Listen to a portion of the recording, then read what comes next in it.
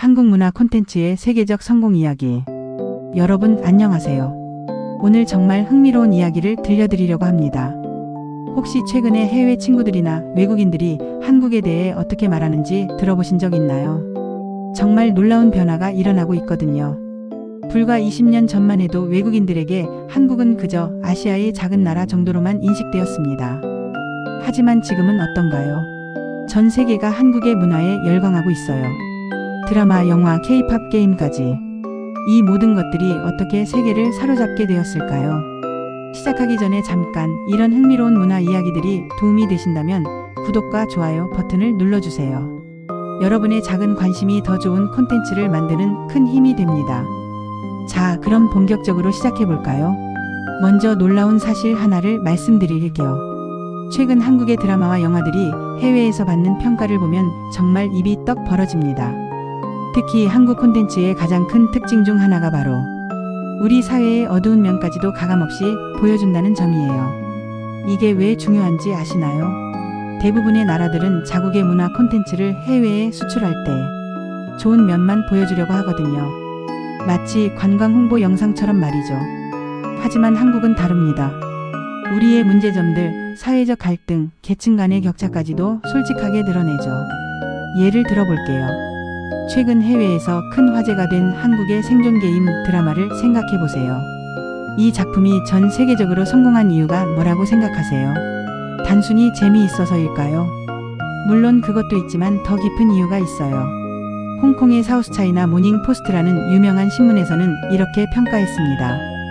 이 드라마는 한국의 어두운 면을 가장 솔직하게 보여주면서도 동시에 전 세계 사람들이 공감할 수 있는 보편적인 문제를 다루고 있다고 말이죠. 정말 놀라운 통찰이에요. 한국만의 특수한 상황을 보여주면서도 결국 그것이 전 세계 사람들의 문제와 연결되어 있다는 거예요. 경제적 불평등, 치열한 경쟁 사회, 생존을 위한 몸부림 이런 것들은 한국만의 문제가 아니거든요. 이탈리아의 한문화 전문 매체에서는 더욱 흥미로운 분석을 내놓았어요. 이 드라마를 보면서 이탈리아 사람들도 자신이 사회라는 거대한 게임에서 어떤 플레이어인가라는 질문을 던지게 된다고 했거든요. 이게 바로 한국 문화 콘텐츠의 힘이에요. 우리만의 이야기로 전 세계의 메시지를 전달하는 거죠. 이런 용기와 솔직함이 바로 문화 강국의 특징이라고 할 수 있어요. 생각해보세요. 문화적으로 개발도상국에 있는 나라들의 예술 작품들은 대부분 자국의 좋은 면만 자랑하려고 하잖아요. 하지만 진정한 문화 강국은 다릅니다. 자신들의 문제점까지도 당당하게 드러내면서 그것을 예술로 승화시키죠. 이제 다른 사례도 살펴볼까요? 최근 해외 매체들이 주목하고 있는 한국 영화가 하나 있어요. 바로 84제곱미터라는 작품인데요. 이 영화의 영어 제목은 월투얼이에요. 미국의 유명한 엔터테인먼트 전문 매체인 톰스 가이드에서는 이 영화를 올여름 가장 기대되는 영화 중 하나로 선정했어요. 그들은 이렇게 평가했습니다. 서서히 스며드는 고통으로 숨막히게 만드는 한국 영화라고 말이죠. 여기서 재미있는 건 이 영화의 제목이에요. 84제곱미터는 한국의 표준적인 아파트 규모를 의미하거든요. 이 작은 공간 안에서 벌어지는 인간의 욕망과 갈등을 다룬 거죠. 해외 매체들은 이 설정을 보고 완벽한 심리 스릴러의 배경이라고 극찬했어요. 좁은 공간이 주는 압박감과 긴장감, 그리고 그 안에서 드러나는 인간의 본성들. 이런 것들이 전 세계 관객들에게 강렬한 인상을 남기고 있어요.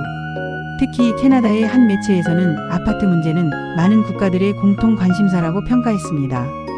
주거 문제, 부동산 스트레스, 내 집 마련의 꿈과 현실 사이의 괴리. 이런 것들은 정말 전 세계적인 문제거든요.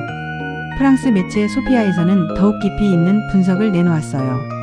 이 영화는 현대 사회를 해부하는 한국 심리, 스릴러의 전통을 잘 보여준다면서 마치 영화와 현실 사이를 오가는 듯한 느낌을 준다고 평가했거든요. 이런 평가들을 보면서 정말 놀라운 건 한국의 구체적이고 특수한 상황을 다루면서도 결국 전 세계 사람들이 공감할 수 있는 보편적인 주제로 연결된다는 점이에요. 브라질의 대중매체에서는 이 영화가 다루는 공간에 대한 사회적 경쟁과 밀집, 도시에서의 사생활 문제는 전 세계가 이해할 수 있는 주제라고 했어요. 이 영화의 감독인 김태준 감독에 대한 해외의 관심도 뜨거워요. 그의 전작인 스마트폰도 디지털 시대의 불안을 다룬 작품으로 주목받았거든요. 김태준 감독은 스마트폰과 아파트, 이렇게 우리 생활과 가장 밀접한 공간들 속에 숨어있는 불안을 파헤치는데 특별한 재능을 보여주고 있어요. 감독은 이렇게 말했어요. 사적 공간과 외부 세계의 경계가 무너지는 상황에서 인간이 느끼는 불안을 탐구하고 싶었다고 말이죠. 이런 일관된 주제의식이 해외에서도 높이 평가받고 있어요. 여기서 잠깐 여러분도 이런 이야기들이 흥미로우시다면 댓글로 어떤 한국 문화 콘텐츠가 가장 인상 깊었는지 알려주세요. 여러분의 경험담도 정말 궁금하거든요. 이제 조금 다른 각도에서 접근해 볼게요. 한국 문화 콘텐츠가 해외에서 성공하는 또 다른 이유는 바로 우리가 가진 독특한 이중성 때문이에요. 무슨 말인지 설명해 드릴게요. 한국은 놀라울 정도로 빠른 발전을 이룬 나라잖아요. 불과 50년 전만 해도 세계 최빈국 중 하나였는데 지금은 선진국 대열에 합류했죠. 이런 급속한 변화 과정에서 생긴 모순들과 갈등들이 우리 문화 콘텐츠에 고스란히 담겨 있어요. 최첨단 기술과 전통이 공존하고 극심한 경쟁 사회와 인정이 넘치는 공동체 문화가 동시에 존재하죠. 이런 복잡하고 모순적인 모습들이 오히려 해외 관객들에게는 매우 흥미롭게 다가가는 거예요. 예를 들어볼게요. 한국의 가족관계를 다룬 드라마들을 보면 서구의 개인주의적 가족관계와는 전혀 다른 모습을 보여주죠. 때로는 답답하고 때로는 따뜻한 그런 복잡한 가족의 모습들 말이에요. 이런 것들이 해외 관객들에게는 신선한 충격으로 다가갑니다. 그들에게는 익숙하지 않지만 어딘가 공감 가는 그런 감정들을 불러일으키는 거죠. 한국 문화 콘텐츠의 또 다른 강점은 바로 감정의 진정성이에요. 우리 드라마나 영화를 보면 감정 표현이 정말 솔직하고 직접적이거든요. 기쁠 때는 확실히 기쁘고 슬플 때는 확실히 슬프죠. 서구의 콘텐츠들이 때로는 너무 절제되고 이성적인 면이 있다면 한국 콘텐츠는 감정의 날 것 그대로를 보여줘요. 이런 솔직함이 전 세계 관객들의 마음을 움직이는 거예요. 실제로 해외에서 한국 드라마를 보고 오는 외국인들의 영상들을 보신 적 있으시죠? 그들이 왜 그렇게 감동하는지 이제 이해가 되시나요? 이제 좀 더 구체적인 사례들을 살펴볼까요? 최근 해외에서 주목받고 있는 한국 배우들의 이야기도 정말 흥미로워요. 강하늘이라는 배우를 아시나요? 앞서 말씀드린 84제곱미터 영화의 주연 배우인데요. 해외 매체들은 그를 2025년 최고의 스타로 자리매김할 배우라고 평가하고 있어요. 흥미로운 건 해외 관객들이 한국 배우들의 어떤 점에 매력을 느끼는가 하는 점이에요. 그들은 한국 배우들의 자연스러움과 진정성을 높이 평가해요.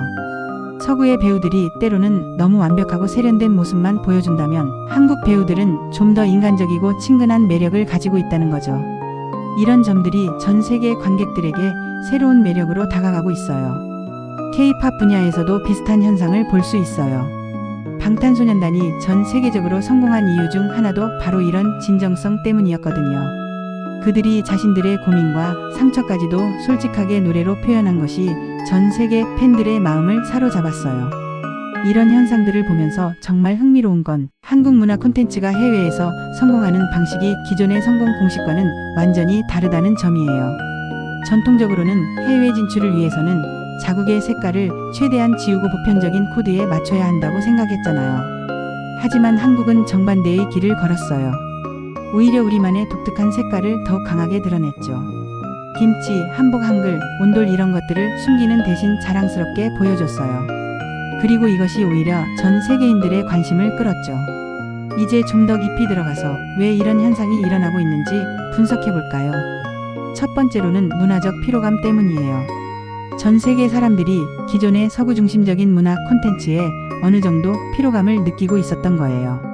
비슷비슷한 스토리, 뻔한 결말, 예측 가능한 캐릭터들 말이죠. 이런 상황에서 한국의 신선하고 독특한 문화 콘텐츠가 등장한 거예요. 전혀 다른 문화적 배경, 새로운 스토리텔링 방식, 독특한 감정 표현들이 전 세계 관객들에게는 완전히 새로운 경험이었던 거죠. 두 번째로는 글로벌화의 역설 때문이에요. 세계가 점점 하나로 연결되면서 오히려 사람들은 다양성을 갈구하게 되었어요. 똑같은 것보다는 다른 것, 새로운 것에 더 큰 매력을 느끼게 된 거죠. 세 번째로는 디지털 플랫폼의 발달 때문이에요. 넷플릭스 같은 스트리밍 서비스가 발달하면서 전 세계 어디서든 한국 콘텐츠를 쉽게 볼 수 있게 되었거든요.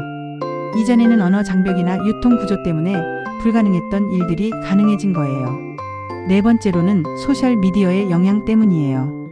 한 사람이 한국 드라마나 K-팝을 좋아하면 그것이 소셜미디어를 통해 빠르게 퍼져나가죠. 이런 바이럴 효과가 한국 문화의 세계적 확산에 큰 역할을 했어요.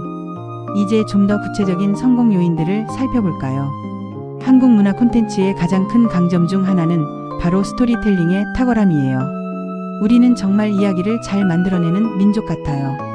예를 들어볼게요. 한국의 전통 민담들만 봐도 그래요. 흥부와 놀부, 콩쥐, 팥쥐, 견우와 직녀 같은 이야기들은 단순하면서도 깊은 교훈을 담고 있죠. 이런 스토리텔링의 전통이 현대의 드라마와 영화에도 그대로 이어지고 있어요. 한국 드라마의 특징 중 하나는 바로 복잡하면서도 매력적인 캐릭터들이에요. 선악이 분명하게 나뉘지 않고 모든 등장인물들이 나름의 사연과 동기를 가지고 있죠. 이런 복합적인 캐릭터들이 해외 관객들에게는 매우 새롭게 다가가요. 서구의 콘텐츠에서는 보통 선역과 악역이 명확하게 구분되는 경우가 많거든요. 또 다른 강점은 감정의 세밀한 묘사예요. 한국 콘텐츠는 인간의 복잡하고 미묘한 감정들을 정말 섬세하게 그려내요. 예를 들어 가족 간의 애증, 친구 사이의 질투와 우정, 연인 간의 사랑과 원망 같은 것들을 정말 리얼하게 보여주죠.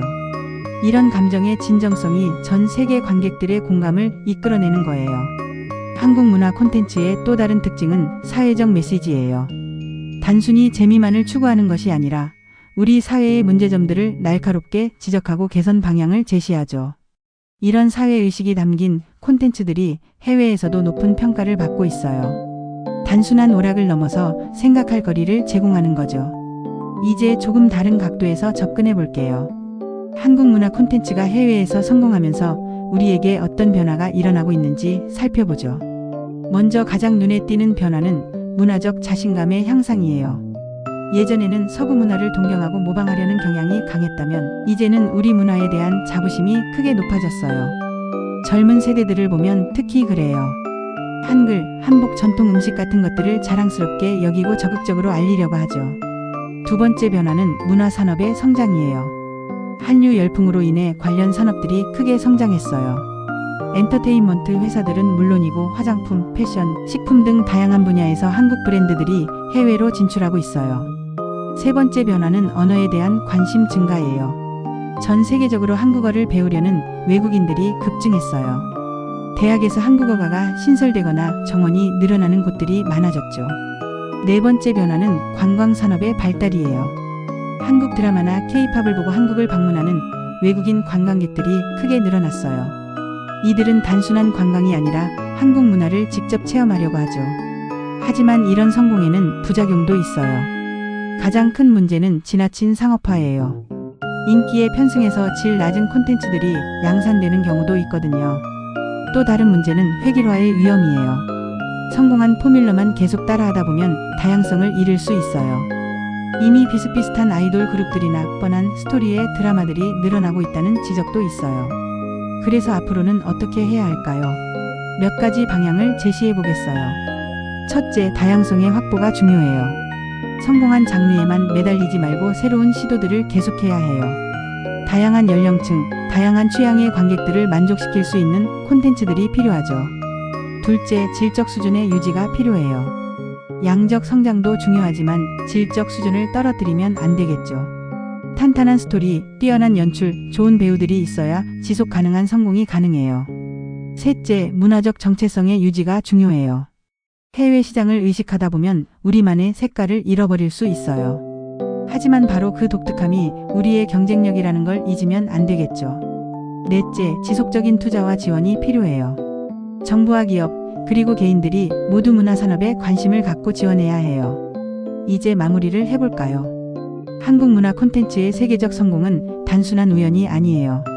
우리만의 독특한 문화적 특성과 뛰어난 창작 능력, 그리고 시대적 기회가 만나서 이뤄낸 성과예요. 무엇보다 중요한 건 우리가 우리 자신을 있는 그대로 보여줬다는 점이에요. 좋은 면뿐만 아니라 부족한 면까지도 솔직하게 드러냈죠. 이런 진정성이 전 세계 사람들의 마음을 움직인 거예요. 앞으로도 이런 자세를 유지한다면 한국 문화는 계속해서 세계인들에게 사랑받을 거라고 생각해요. 우리가 특별해서가 아니라 우리가 진정성 있게 우리 자신을 표현했기 때문이죠. 여러분도 일상에서 한국 문화의 소중함을 느끼실 때가 있으시죠? 그런 순간들을 댓글로 공유해 주세요. 여러분 각자가 경험한 한국 문화의 매력에 대한 이야기들이 정말 궁금해요. 오늘 이야기가 도움이 되셨다면 구독과 좋아요, 그리고 댓글로 여러분의 생각을 들려주세요. 여러분의 작은 관심 하나하나가 더 좋은 콘텐츠를 만드는 큰 힘이 됩니다. 한국 문화가 세계로 뻗어나가는 이 놀라운 여정에 우리 모두가 함께하고 있다는 사실 정말 자랑스럽지 않나요? 앞으로도 우리 문화가 전 세계에 긍정적인 영향을 미치길 바라며 오늘 이야기를 마치겠습니다. 감사합니다.